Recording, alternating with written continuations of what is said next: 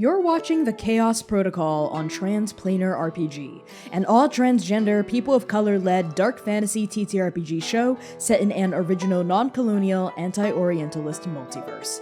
If you like what you see, please consider pledging to our Patreon to support the show and get access to a patron-only after-show, early podcast episodes, GM notes, character sheets, and even the chance for your tabletop OC to cameo in our series.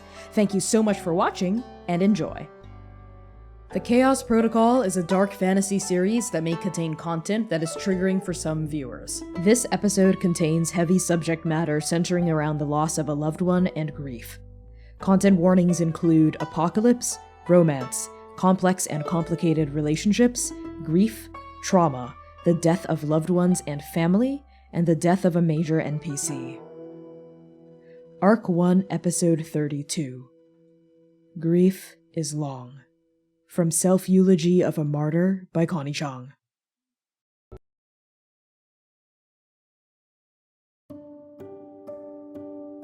Moonlight mourn me, till the dawn. The storm cries out, be still my song. A tale untold spills mayhem bright, a challenge bold turns hearts to spite. Dreams of fire raise hungry tides, a scion sworn to war's delight. Salt unbroken cries for luck, a fang laid bare pulls deep the cut. Ash that speaks, a burning story, freezes warmth and vagabonds. Crimson sails toward hidden glory, lacquers blood on ancient fronds. Brother, heed me as you ought. I won't mean it, I swear to you. Your heart will be the weight of mine, plus scar tissue. Mentor, help me. Mend what's fraught. Braid my hair like you did hers. Plant dust in my soul and watch the ghost girl bloom. Lover, hold me when I'm gone. A path once tread is tread forever. The best time to say I love you is now. The second best time is never. Life is short, and grief is long. I never thought this would happen to me. Conceptually, I suppose I was aware. That happens to everyone, right? Eventually. That was the lie, though. Eventually. I had a path. I had a plan. I had a whole journey ahead of me. A mentor. A lover. A brother. Damn it. Just when I was starting to really get there, Sing is gone before she hits the ground. Cherry blossoms settle around her. Her body is slack, at rest. And their last words, 3 little words, gasped out loud in an exhale that almost felt like relief, haunt Strike Team Nova until the end of everything as you know it. She was right. Sayer, you feel her die a second before the lance goes through her heart. It hums through your soul, and Sing takes a piece out of you. The tragedy for you is twofold: the omen, and the knowledge that you are already too late. What form does your grief take? Thayer screams Sing's name. Time slows and he feels that lance. He feels the pain, the shuddering, shattering pain. But precepts, damn it all, he was going to make it. He runs, and he runs so fast to catch his sibling in his arms, cradling her close. He holds her so close. She's so light in his arms, like holding a flower in a child's hand. He presses her so close to him as he feels that racking pain within him, the pull of doom, and the narrative finally setting, and he holds her close, and all he says through desperate cries is, no, Sing, look at me, chosen one, please, look at me, please. Seer, a part of you is ripped out, torn out. You didn't even realize that part of you existed. You didn't even realize it could be lost, because it's always been there. It's always been a part of you, but now it is gone. It is lost. Forever.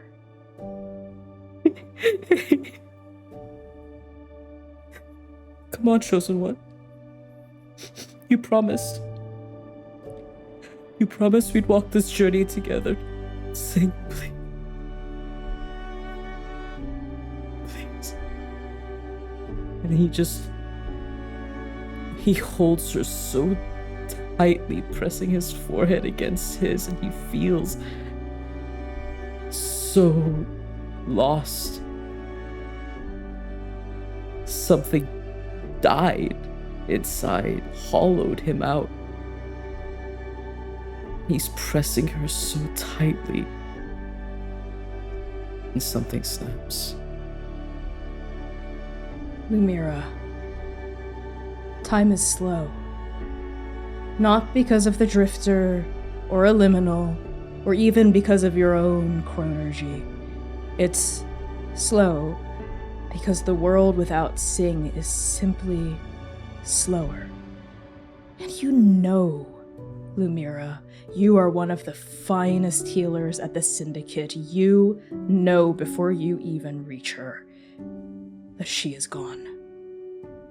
What form does your grief take? I think Lumira's had her eyes on Sing the entire time, directly where that lance went through. Unlike with Sayir, where she felt light in his arms, it is weight for Lumira.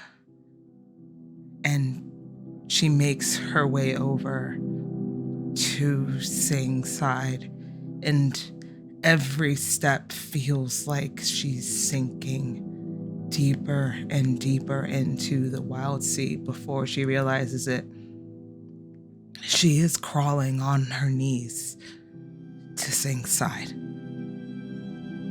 And she doesn't need to check for vitals. She doesn't need to check for a heartbeat. She knows.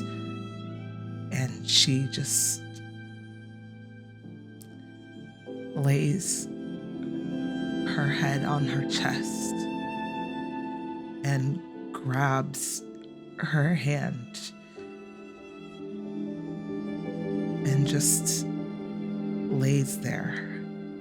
Her eyes are closed and her body shudders but doesn't make a sound. It just,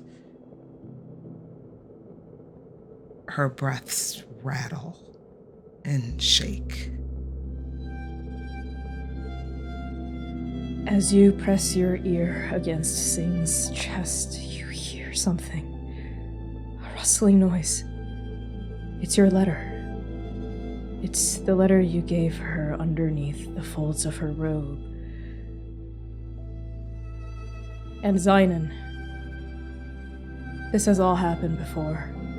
Not quite like this, but enough like this for the scar to bloom wide open, like a cherry blossom on the wind fading into dust. What form does your grief take? It feels like a door that had been so carefully pried open, slamming shut. And he doesn't feel. He's quick and light. He's all reaction. He doesn't even really understand what happened before his feet are moving towards the last of that inky tendril, the butt of his rifle in his hand. And it's not moving, but it could. It's danger. It's an ending. And he hits it with the butt of the rifle, and he hits it again, and he hits it again, and he's just hitting dirt. And in the effort, he falls to his knees. And he should feel heavy. But he's also done this before. Dust doesn't weigh anything. Not until you're under a mountain of it. And he just looks at where he should have been the shield.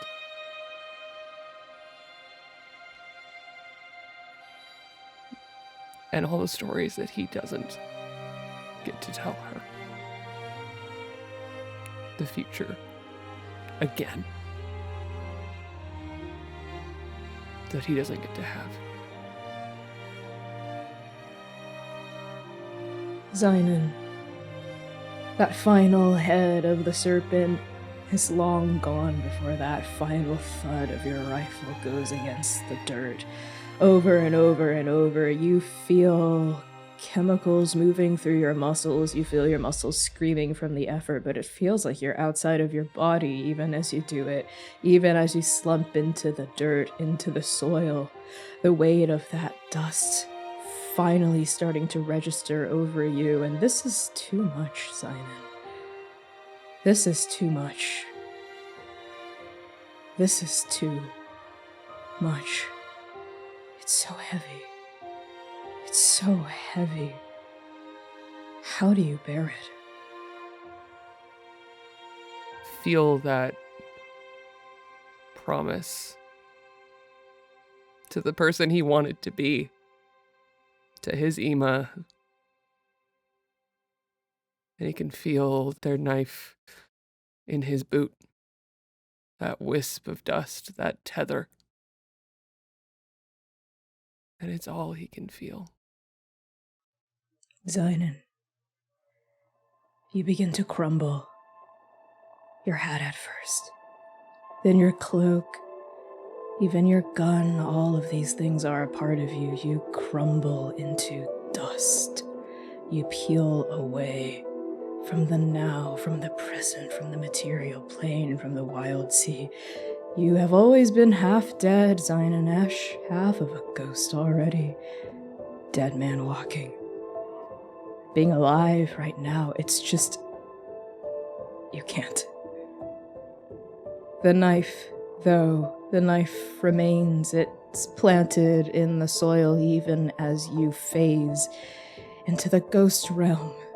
The realm of spirits. In this place, you are still hunched in the dirt looking around, but everything feels so far away, even your own body. You're far away from it now. This is bearable. You can do this. You can stay here, can't you, Zynon? You've always been here. 1 foot in the grave, 1 foot out of it. And you see hovering above Sing's body in the ghost realm, in the after. You see a stranger. No, a precept. Oblivion. She is the most beautiful person you've ever seen. They have dark hair, as dark as the void between stars, streaked with strands of pure white. They wear a black shirt with a high collar and a coat, a stained white coat, and glasses. And their eyes are blue with flecks of brown. No, brown with flecks of blue. No, both. Oblivion is reaching down toward Sing, and Sing is stepping out of herself, translucent and formless. Her soul is pink, bright pink, impossibly pink, and she seems unsure. She's reaching toward Oblivion's outstretched hand, but her lips are moving and they are speaking with each other in a language that's too far away for you to understand. You watch them speak, Zynon, for what feels like forever. A man caught between life and death. And then we pan down at the figures huddled around Sing, and we find Lumira. Lumira, we pull in on your face, your eyes, the sorrow. The sorrow. We see a memory. What happens in it? We see Lumira in her quarters, sitting on her bed, and of course her boots are off and she's not wearing her robes. Her hair is pulled up in a bun and is messy, and she has crumpled up pieces of paper littered across the bed, spilling over the floor, and in front of her are two separate sheets of stacks of paper, and she has a pen in each hand, and she's writing simultaneously with both, and puts the pen down and picks it up, crumples it up. She doesn't like how that one sounded, goes back and restarts, and she does this time and time again, so concentrated on finding the right words. And finally, with her left hand, she finishes, satisfied that she was able to write everything the way she wanted to, as best as she could, but also she can't help but be proud of the proper grammar and punctuation and spelling that is also in the letter itself. Every punctuation mark has feeling, and she knows. She's known her since she was a child. She'll know exactly what it was. And the letter reads, "My Sing, I have rewritten this letter 1,000 times. For all the words I know, I still can't seem to find the right ones. I think I'm just exhausted of being a coward. That's the gist of it. Fatigued with not being able to tell you the truth. And for a while I was fine, told myself that I wasn't right or perfect enough to feel what I felt. But I had a talk with Amerjan, and honestly, it put a bunch into perspective for me, funnily enough. And then you kissed me back. And I felt every single feeling poured right back into me. And I have never felt anything like that with anyone ever before. I guess what I'm trying to say, apologies for my rambling, is that I love you, Sing. I always have, and I'm sure I always will. And I'd like to have this, whatever it is, between us for as long as you want me. Because I know on this end, I want it forever. I thank fate for you. Eternally yours, Lumi. And she packages the letter into that pink envelope and flourishes Sing's name in her right hand, drawing the little cherry blossoms around it and seals it. And she sticks it deep into her robes, determined to give it to Sing when the time was right. And she just grins, proud and accomplished, feeling the most full she's felt since she met Sing and Sayer as a child. In the present, we find you over Sing, a corner of that letter peeking out from inside the folds of her robe. Lumira reaches her hand, her left one, the fingertips that are golden, into her robes and pulls the letter out, tucking it back in to hers. Sayer, something ignites within you. What happens next? Sayer is on his knees, cradling Sing, and in turn holding up Lumira as well. The lightness fades, the heaviness begins, and he feels his entire being shudder and shake. And he feels the heat, something igniting. And the only thing he can muscle out in this present moment is, no, but I chose you. I chose you. And on his knees, Sayer alights.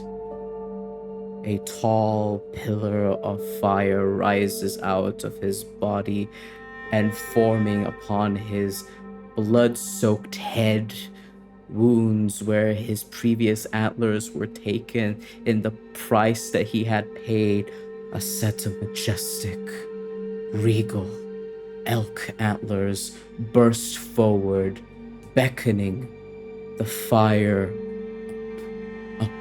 up into the sky, to the stars.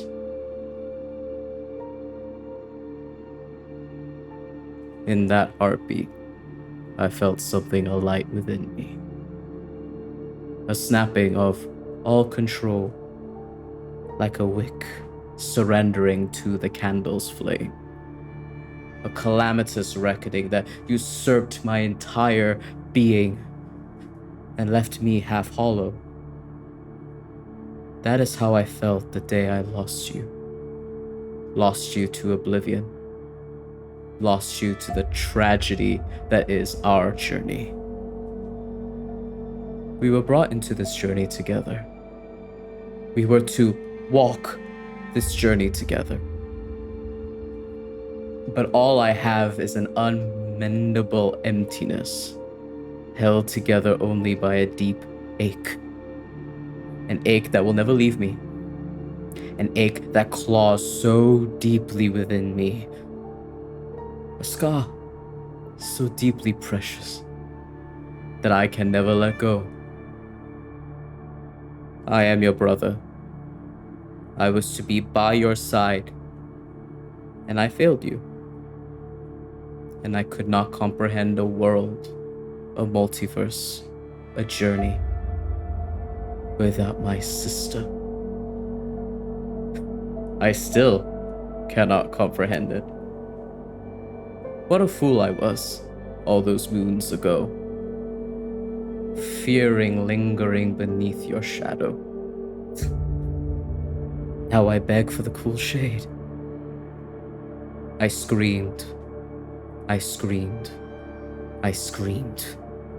I felt the fire engulf me, wrapping around me like a blazing cyclone. You were there, weren't you? Setting my heart ablaze, fueling the inferno of my grief, pain, and doom. You were crowning me with the antlers of your choosing. Majestic, radiant, burdensome. Shadow of what I will become. Heavy as the head.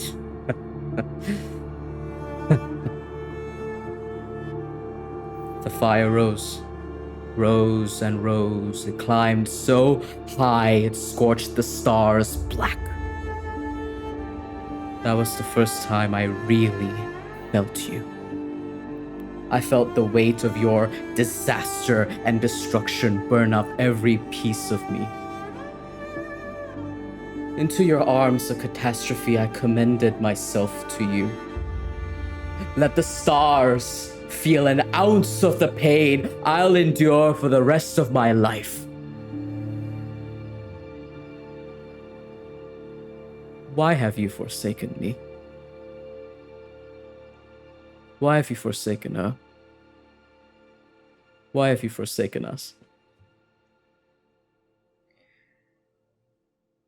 A pillar of heatless blue flame roars up and out of your body, Seir. It doesn't burn the wild sea, it doesn't burn Sing, it doesn't burn Lumira, it doesn't burn the knife that is Zion, it doesn't burn the Scions, but it roars up out of the darkness under eaves, out of the sink, the drown, the tangle, the thrash, up out of the canopy, rising high, scorching the underbelly of the only moon that remains in this cloudy sky, and every single person in the wild sea, now doused under the life-giving rains of Armageddon's storm. They see this fire that doesn't hiss under rain, that doesn't cower under storm. They see this heatless blue flame rise up, and they see your grief. The entire world sees your grief.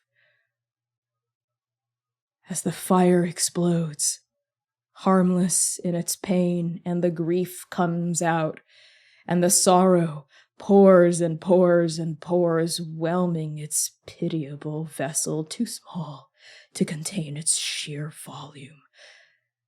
She appears. She's there, folding herself out of a jagged edge of reality like a shadow over the moon. Their eyes are brilliant, like parhelion discs of light set into a lion's face, eyes that look so strange against her features, like they belong to someone else. Eyes that immediately fall upon Sing's body, the roaring grief of Nova, the destruction of Tianmu. She sees it all, takes it in a single heartbeat. Artemis. Sing. Sing. Sing. The grief flares on her face for a fraction of a second, an infinite moment captured in amber and suspended there. It sits as heavy as a gravestone on their features, as bright as a comet, as timeless as the edges of space. It is so familiar, too. So familiar, the lines and shapes and slopes that make up Artemis's face, that you realize You've never actually seen the grief leave her. It was always there, it's just sharper now. A lance in her chest. Bleeding.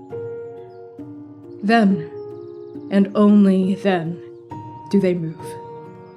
She passes through the space with the patience and ease of a god. Where she steps, the still smoldering soil steams with relief. There is a brief moment where this figure makes eye contact with you, Amerjin, haloed by the other scions, and in that moment you know she is not a spirit, not a scion, not a god, not a world, not even the everything that makes up Tianmu. There is a key difference. People, worlds, even gods can die. But she... well, she cannot.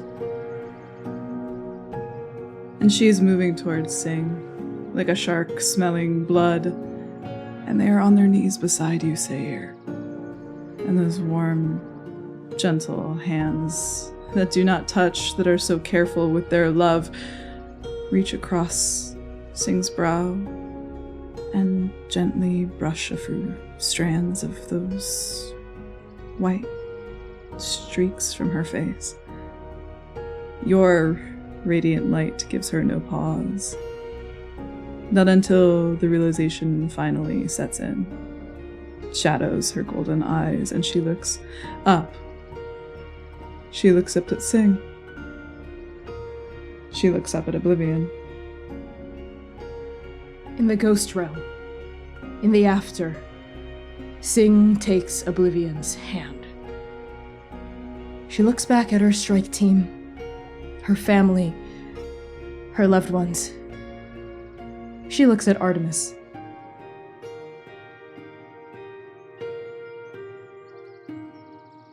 And then Oblivion utters one final phrase, and together they step into the void, past the beyond, and then they are gone. And Artemis comes to a conclusion. She speaks at a whisper as though she has forgotten herself, a prayer launched outward, as though keeping it inside of her any longer would rot her bones. And there is no hope, and there are no tears, and there is no rage that could fill the void she leaves behind. And then, blinking, as though suddenly remembering that you're there, Artemis turns to face the Omen speaker. She reaches toward the flames, unafraid of their lightless heat. She has never been afraid. She has hunted gods far more frightening than you, Sayer. But they do not strike with violence. There is only patience left in their hands. Be at rest, Sayer. You will have lifetimes more to weep. Rest, child. Rest. And when her hands pass through your flaming horns, snuffing them out like a candle at the end of its wick, it is not violent. It is not to put a cap on your grief, not to quiet you, not to fit you into a box or a body that cannot contain you. It is a mercy. It is the sweet mercy of rest when you have no more tears left to cry. It is the mercy of a hand passing over the moon, letting the world go still and quiet and sleep. She sings you a lullaby. You haven't heard in nearly 20 years, Sayer. It was always Artemis, wasn't it? It was always Artemis who could get the chosen one and her fussing brother to sleep, even as infants.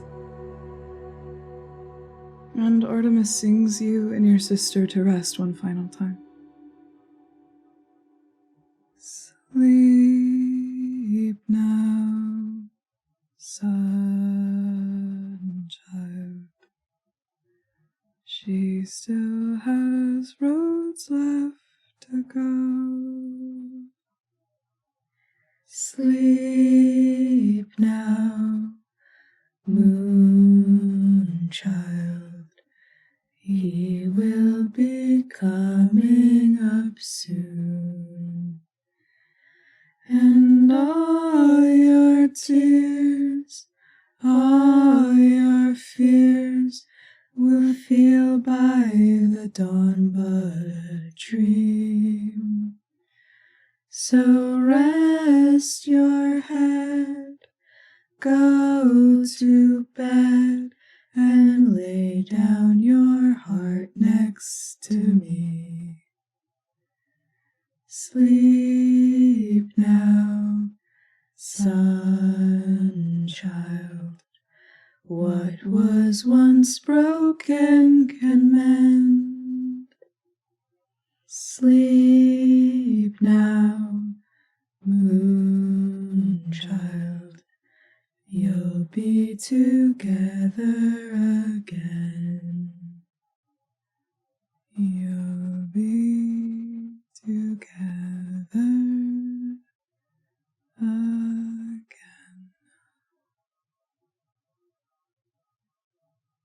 Her hands, as gentle as the moment they pass through your horns, cup Sing's face. As your fire dies away and that sweet, blessed mercy passes through you, Artemis leans down and presses a kiss to Sing's forehead. He would have loved you. Good night, Sing. Artemis, it comes as no surprise to you when you hear Lumira singing along to the lullaby. The song pours out of her unbidden, unknown, subconscious, a melody embedded in the depths of her soul, dredged up by the currents of grief. Not remembered, but never forgotten. When Artemis raises her brow, her sunlit eyes fall on you, Lumira. Lumira. There is a half smile on their face, and suddenly you are 8 years old again, and this is all just another nightmare from your first months in the Syndicate. Artemis looks down at you, as she looked down at you then, and there is something so familiar and so strange at the corners of her face. Love. You always did like to sing along, my fairest star. Artemis's hand passes over yours. The gold crawling up your fingers had not receded when you broke free of the Drifter's liminal. It had continued to grow at an agonizingly slow pace past your first knuckle, approaching the second. When Artemis's skin brushes yours, it stops, subsumed by the patron saint exactly like Sayer's agony had been. She looks at your Midas-touched fingertips, the mask of emotion filtering through many faces of the moon, and she comes to a conclusion and says nothing of it. Instead, that same hand moves to your temple, stroking down your face, wiping a tear from the corner of your eye. Always the bravest girl in the room, always the most focused mind. Always watching, always thinking. You child of Kronos. She leans down and presses a kiss to your forehead, as she had done for Sing. For a moment it seems that's all she wants to say, but something stops them, some pressure shift, some echoing memory ringing around in their mind, and Artemis leans down toward you, speaking so low into your ear that not even the dust or the ash or the saplings or the dirt could overhear you. She says, "You will find the truth one day, Lumira. This pain has a design. Do not stop looking for it." And then she pulls away, lifts off the ground, and goes looking for a ghost. It's like you're in two places at once, Sinan, seeing two different versions of the same person. You've been here before, done this before. You lay under the desiccated husk of a tree in Kesiki, In the Wild Sea. and you cannot hold on to your life much longer. You are a dead man walking, and you can go no farther than this. You are waiting for oblivion to take you. You are waiting You are waiting. in the dust. No, the ash. You see boots. There are people moving past you, past the lodestar steading. The world tree. In that world, they are agents. In this one, they are scions. One pair of boots lagging behind stop and turn. They approach you, crunching through the dust. The ash. The dust. And a woman kneels in front of your half-conscious, half-lidded gaze. There's so much dust. So much Ash. Artemis looks right at you, Sinan. Her borrowed gaze as clear and intense as the day you first saw them here in this moment. Again. She does not introduce herself and asks only one question. Do you want to live?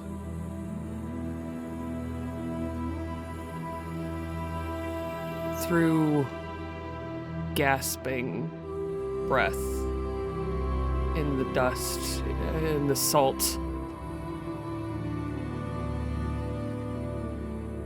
I don't know. He says it in an echo. Then why don't you come with me? And you can tell me your answer later. The conversation goes the way it did the first time. Artemis does not stray off script. But this time, instead of taking your body, she reaches down toward your Ima's boot knife, your anchor, your tether. The only thing from keeping you from drifting away. Away. Artemis carries the blade in her hand, hilt down, and does not flinch when the edge cuts her palm. Does not flinch as her blood meets your spirit, and she carries you home. She sees you then, Amerjin. You. And the silence.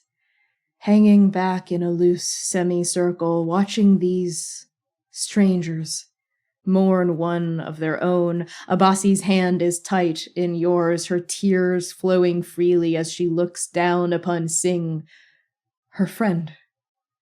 Suhyun is holding on to your other arm, their slight frame curling inward toward you.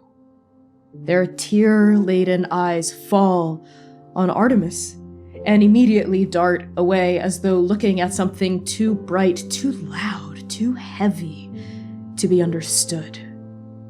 Between you and the stranger is Sing's long sword thrust into the soft, pliant loam of the Wild Sea. Artemis pauses beside it, and then looks up toward you. It's a clear invitation. Do you approach her? Amerjin sort of like does the grip thing on Abasi's hand and taps Suhyun's hand and puts their hands together. It's like they clearly need to hold something. I will be right back. And I walk towards Artemis. Scion of heart, you have done well today. I am glad to see you breathing. I am glad to see your home still breathing. I have, you and your friends to thank for that, I think.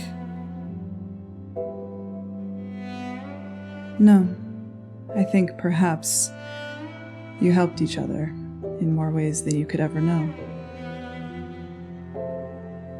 How can I help now? Artemis looks down at her longsword, Sing's longsword. This sword is a relic too heavy to take back with us. Only those chosen can carry it. May I ask of you one final kindness, Scion? Anything. Will you care for this blade as you have cared for your own world? As you have cared for my friends? Of course, we will inter it here. None shall reach it, lest you say so. Myself and the Scions will see to it. A question. Does the blade have a name? Artemis looks at it, back up at you. It does not. May I be so bold to suggest one for the blade of the hero who saved my life? I think Sing would like that quite a lot. And Imogen will take the blade out of the soil and walk it to where the offering bowl once was, and dig it down into the spot. And as she does, these roots come out from Jianmu and start encasing the blade up to the handle. Let it be her eulogy then. Thank you, Princess. Of course, you. There are many worlds beyond this one, Scion of Heart. Many of them are in pain. Many of their heroes need allies. We go where fate tells us we are needed. And I'm glad, for one, that we were needed here. And perhaps one day we will be needed here again. Now is the time to say goodbye. I am taking my strike team home. And Artemis steps back, still holding onto that knife, hanging back for a half a moment to allow you your final goodbyes. Imogen walks up to Lumera, kneels next to her, in a not up into personal space. I think I'm a little bit away because she's with Sing. Lumera, my friend, you don't need to answer me. I just want you to know that I meant what I said back on the ship. You're my friend. Wherever your home is, whatever it is, when you're ready, come find me, and however I can help you, I will do it. She looks over Cecilia. I'm sorry. We had a rocky start, but we are very similar. And I just want you to know, you are not your worst day. Understand that what Jemu said is true. Sometimes things must burn to regrow better. And she looks around for Zynon and looks at Artemis. I don't know where your other compatriot went, but you don't seem concerned, so if you may pass this message for me. I would be happy to. I see how you care for them. please don't forget to care for yourself. It is a heavy burden to be a protector. I'm new to my role, but you cannot carry that weight alone. Amerjin gestures for Suihan and Abasi to come forward.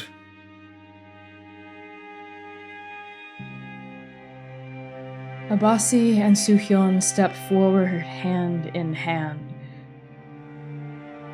And then Abasi squeezes Suhyun's fingers, lets go, falls down next to Seir and Lumira, and hugs them both, hard, wordlessly. Her tears falling on Seir's cheeks, falling on the back of Lumira's hand.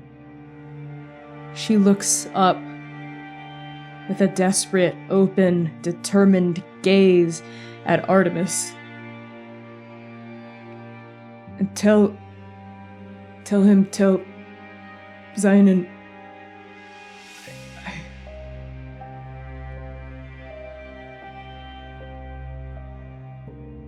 I love my dad, okay? And I can tell that Seir and Lumira, they need him. And he needs them too. So tell him that, okay? Fear not, little godling. You will not be gone long. And Suhyun steps forward and places a hand on Lumira's shoulder and squeezes it, and places a hand on Seir's shoulder and squeezes it. And they rise, and they step back to the other two scions, and Abasi steps back toward Amerjin and Suhyun as well. And they both know of the egress that is to come. Artemis says one last thing to you, Amerjin, before you go. She glances just once over her shoulder. I hope she is kind to you. May fate be with you.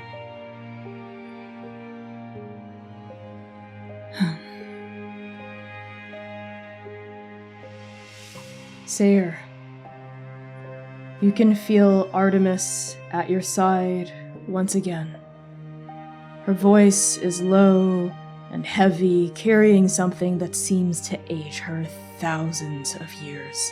Come, little hunter. We must go now. And Artemis lifts Sing and Lumira both into her arms, cradling them together in the crook of her elbow and bicep. It is effortless, the care that they hold for you. It is a reality unto itself. Another jagged gash in existence falls open where Artemis wills it, and Zion's spirit still held in her palm, Seir flickering in their shadow, Lumira and Sing safe in her arms. She carries you all home. She carries you home, Sing. And she makes her choice. I pray that you see it come to pass.